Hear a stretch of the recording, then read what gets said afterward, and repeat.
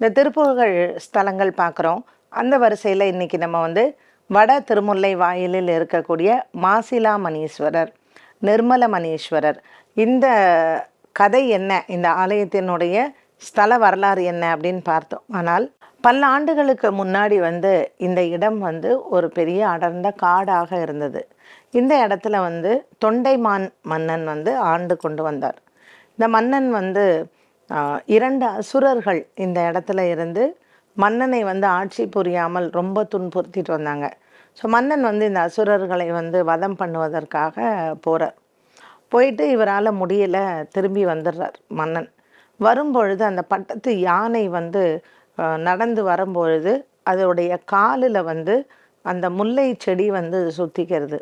உடனே மன்னன் என்ன பண்ணுறாரு, ஐயோ யானைக்கு வந்து காலில் அந்த முல்லை செடி சுற்றிருச்சே அப்படின்னு சொல்லிட்டு அந்த செடியை வந்து தன்னுடைய அந்த வாளால் வந்து வெட்டுறார். வெட்டும் பொழுது திடீர்னு பார்க்குறார், ரத்தம் பீறிட்டு கொண்டு வருகிறது.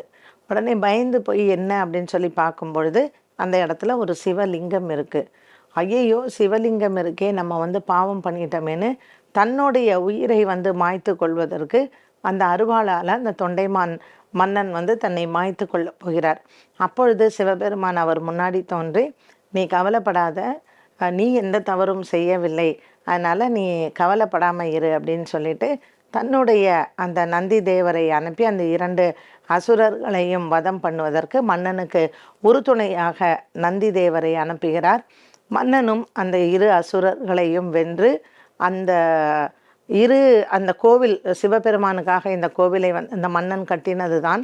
அங்கே இருக்கக்கூடிய வெள்ளை இருக்கினுடைய அந்த தண்டுன்னு சொல்லுவோம் இல்லையா, ட்ரங்க், அதால் தான் இந்த கோவில்களினுடைய அந்த தூண் வந்து அமைந்திருக்கிறது. இன்றைக்கும் நம்ம அந்த கோயிலில் வந்து பார்க்கலாம்.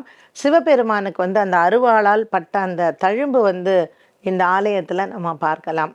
அப்போ சிவபெருமான் வந்து இவர் முன்னாடி தோன்றும் பொழுது எந்த விதமான அழுக்கும் இல்லாமல், மாசிலாமணி அப்படிங்கிற அந்த பெயர் வந்து அப்படி தான் வந்தது, எந்த விதமான குறையும் இல்லாமல் நான் இருக்கிறேன், அதனால் நீ கவலைப்படாத அப்படின்னு சொன்னாராம்.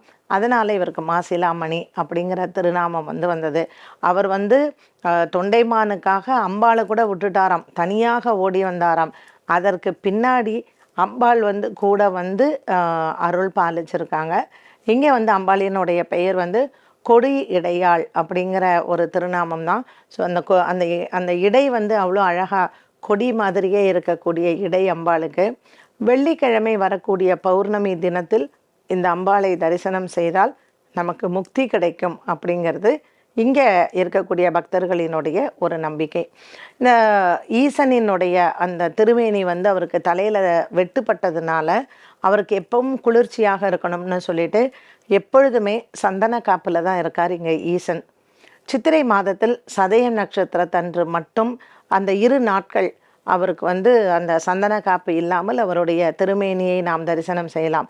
அந்த 2 நாட்கள் நம்ம தரிசனம் செய்தால் நமக்கு மறுபிறவி கிடையாது, நமக்கு முக்தி கிடைக்கும் அப்படிங்கிறதும் இந்த ஸ்தலத்தினுடைய ஒரு பெருமைதான். பௌர்ணமி தினங்கள் மற்றும் பிரதோஷ காலங்கள், சிவராத்திரி, இது எல்லாமே இங்கே வந்து சிறப்பு உடையது. சூரியனுக்கு சிறப்பாக இங்கே வந்து ஒரு சன்னதி உண்டு. இந்த ஆலயத்தை பொறுத்த மட்டில் இங்கே நவகிரக சன்னதிகள் வந்து கிடையாது. இதுவுமே தேவார பாடல் பெற்ற ஒரு ஸ்தலம்தான். இந்த ஸ்தலங்கள் எல்லாத்திற்கும் எந்த ஒரு ஸ்தலமாக எடுத்துட்டாலும் அதற்கு தனியான ஒரு பெருமையும் தனியான ஒரு ஸ்தல வரலாறும் வந்து சொல்லப்பட்டிருக்கிறது. இப்படி நம்மளுடைய ஆயுள் காலத்தில் நம்மளால் எல்லாம் போக முடியல அப்படின்னா கூட இந்த மாதிரியான முக்கியப்பட்ட ஸ்தலங்களுக்கு கண்டிப்பாக நம்ம சென்று இறைவனை வணங்க வேண்டும். இப்பிறவியில் செய்த பாவம் தீருவதற்கு நம்ம இன்னும் எத்தனை பிறவிகள் எடுக்கணும் அப்படிங்கிறது இருக்கு இல்லையா.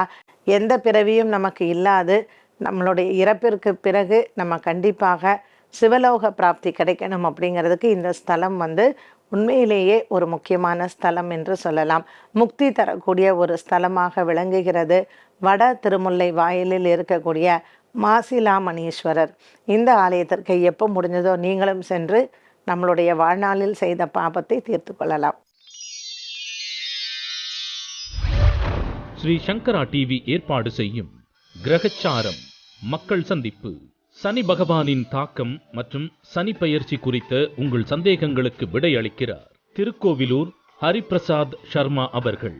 இந்த சனி பெயர்ச்சி பற்றிய குழப்பங்களுக்கான விளக்கத்தினையும் சனியை பற்றிய பல சுவாரஸ்யமான தகவல்களையும் நான் உங்களோடு நேரடியாக பகிர்ந்து கொள்ளப் போகிறேன். மேலும் ஒவ்வொரு ராசிக்கும் சனிப்பெயர்ச்சி பலன்களை விளக்கி கூறுகிறார் திருமதி பாரதி ஸ்ரீதர். இந்த வர இருக்கிற சனி பெயர்ச்சி யாருக்கெல்லாம் நன்றாக இருக்கும், யாரெல்லாம் பரிகாரங்கள் செய்து கொள்ள வேண்டும், எந்த ராசியினருக்கு அதிர்ஷ்டத்தை தரும், இந்த நிகழ்ச்சியில நீங்கள் உங்களுடைய சந்தேகங்களையும் தெளிவுபடுத்திக் கொள்ளலாம். உங்கள் அபிமான ஜோதிடர்கள் உங்களை சந்திக்க நேரில் வருகிறார்கள்.